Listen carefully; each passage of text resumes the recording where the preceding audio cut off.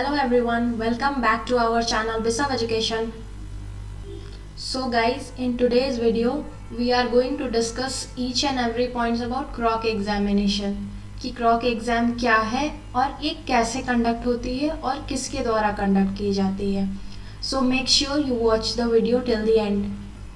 So most of the students have so many doubts related to this CROC examination कि क्या ये एक disadvantage है और इज़ इट वेरी टफ और हम इसे क्लियर कर पाएंगे कि नहीं. सो गाइज ये बहुत ज़्यादा टफ एग्जामिनेशन नहीं है और इसे पढ़ाई करने के बाद कोई भी क्लियर कर सकता है. It is very easy examination. So आज के इस वीडियो में हम सारी डिटेल्स के ऊपर बात करेंगे CROC एग्जामिनेशन की. So let's start. सो ये जो CROC एग्जामिनेशन है वो एक कंपलसरी टेस्ट है जो कि कंडक्ट की जाती है ministry of health of Ukraine के द्वारा. ये एक मैंडेटरी टेस्ट है जिसमें सारे स्टूडेंट्स जो भी यूक्रेन से अपना MBBS डिग्री परस्यू कर रहे हैं उसे क्वालिफाई करना ही होता है, चाहे आप किसी भी यूक्रेन की यूनिवर्सिटी से अपना MBBS डिग्री कर रहे हों. आपको ये एग्ज़ाम क्लियर करना ही होगा. Then you will be promoted to the next session. Now we will talk about types of CROC exam. So this exam is divided between two parts, that is CROC 1 and CROC 2. So we will discuss first about CROC 1 कि ये CROC 1 exam क्या है. So guys, ये जो CROC 1 exam है वो आप जब अपना MBBS डिग्री का फर्स्ट 3 years कंप्लीट कर लेंगे उसके बाद कंडक्ट होगी. और अगर हम बात करें इसके क्वेश्चंस की तो इसमें 200 क्वेश्चंस आते हैं जो कि MCQ होते हैं और जो टाइम आपको अलॉट होता है ये एग्ज़ाम लिखने के लिए वो भी होता है 200 मिनट्स का, यानी कि आपको 3 घंटे से भी ज़्यादा टाइम मिलता है. 3.20 मिल जाता है टाइम. अब हम बात करेंगे कि आपको क्वालिफाइंग मार्क्स कितने चाहिए होंगे ये एग्ज़ाम क्वालिफाई करने के लिए. तो जो क्वालिफाइंग मार्क्स होगा वो होगा आउट ऑफ 200 आपको 121 मार्क्स लाना होगा, यानी कि 60.5% आपका क्वालिफाइंग परसेंट होगा और 121 मार्क्स आपको लाना है आउट ऑफ 200. और इस एग्ज़ाम के लिए यानी कि CROC 1 एग्ज़ाम के लिए आपको 2 अटैम्प्ट्स मिलते हैं. और अब बहुत सारे स्टूडेंट्स का ये भी डाउट है कि अगर हम 2 अटैम्प्ट्स में भी क्लियर नहीं कर पाएंगे तो फिर क्या होगा. ऐसा होता नहीं है जनरली. मोस्टली 80 to 90% जो स्टूडेंट्स होते हैं जो अच्छे से फर्स्ट 3 years की पढ़ाई करते हैं उनसे CROC 1 एग्ज़ाम निकल ही जाता है इन 2 अटैम्प्ट्स.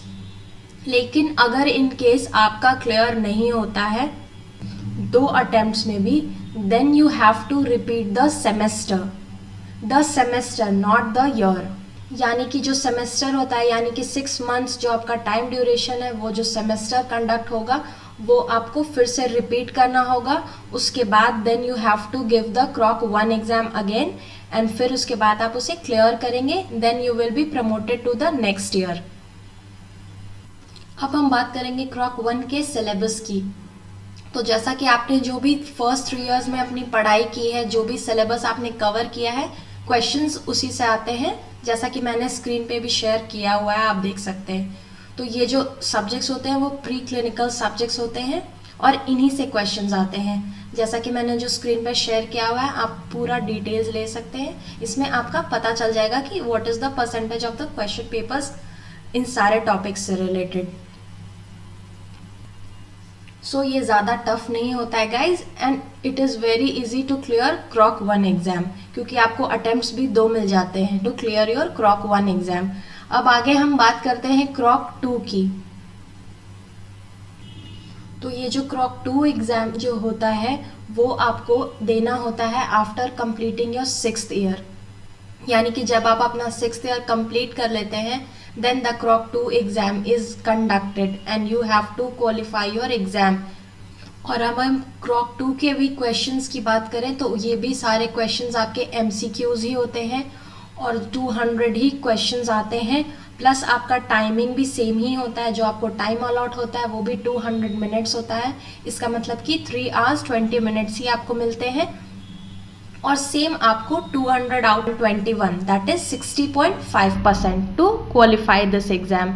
और आपको ये भी बता दे गाइज कि चाहे वो क्रॉक 1 हो या क्रॉक 2 हो, इन दोनों ही एग्जामिनेशन में आपकी कोई नेगेटिव मार्किंग नहीं होती है, यानी कि आपका नेगेटिव मार्क्स नहीं माना जाता है। सो आप आराम से सारे क्वेश्चंस अटेम्प्ट कर सकते हैं और आपको कोई भी प्रॉब्लम नहीं है। लेकिन जो क्रॉक 2 एग्ज़ाम होता है उसमें आपको अटेम्प्ट सिर्फ एक ही मिलेगा और आप ये एग्ज़ाम क्लियर कर लेंगे, then after you will get the degree of your course. आपको यूनिवर्सिटी तभी वो डिग्री प्रोवाइड करेगी जब आप क्रॉक 2 का एग्ज़ाम क्लियर कर लेंगे।